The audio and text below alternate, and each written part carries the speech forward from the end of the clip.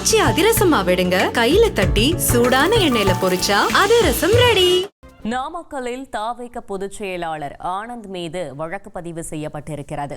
மேலும் விவரங்களை செய்தியாளர் ஸ்ரீதர் வழங்கிட கேட்கலாம். ஸ்ரீதர், வணக்கம். இது தொடர்பான முழு தகவலை சொல்லுங்க.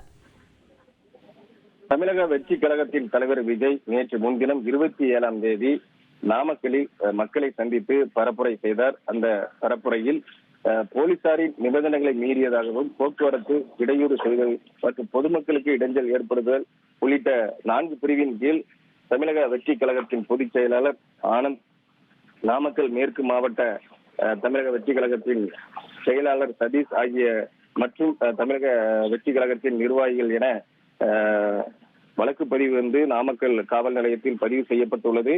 அதாவது கடந்த 27ஆம் தேதி தமிழக வெற்றி கழகத்தின் தலைவர் விஜய் மக்களை சந்தித்து நாமக்கலில் பரப்புரை மேற்கொள்வதாகவும், அவர் திருச்சி மூலமாக நாமக்கலுக்கு வந்து மக்களை சந்தித்து பரப்புரை செய்வார், அதற்கான அனுமதி வழங்க வேண்டும் என நாமக்கல் காவல் நிலையத்தில் தமிழக வெற்றி கழகத்தின் தலைவர் விஜய் பரப்புரை மேற்கொள்கிறார். அதுக்கான அனுமதி வழங்க வேண்டும் என கட்சியின் பொதுச் செயலாளர் மற்றும் மாவட்ட செயலாளர் சதீஷ் ஆகியோர் அனுமதி கேட்டு கடிதம் அளித்திருந்தனர். மேலும் அன்றைய தினம் காலை 11 மணி முதல் 12 மணி வரை பிரச்சாரம் செய்வார் எனவும் தெரிவிக்கப்பட்டிருந்தது.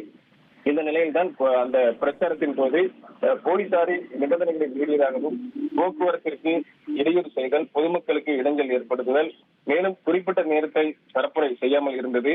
அங்க பிரச்சாரத்திற்கு வந்திருந்த பொதுமக்களுக்கு அடிப்படை வசதியான தண்ணீர் வசதி, மருத்துவ வசதி ஏற்படுத்தாமல் இருந்தது உள்ளிட்ட 4 பிரிவின் கீழ் நாமக்கல் காவல்துறையினர் பொதுச் செயலாளர் ஆனந்த் மற்றும் மாவட்ட செயலாளர் சதீஷ் மீது வழக்கு பதிவு செய்துள்ளனர். தகவல்களுக்கு நன்றி ஸ்ரீதர். ஆச்சி அதிரசமா விடுங்க, கையில தட்டி சூடான எண்ணெயில பொரிச்சா அதிரசம் ரெடி.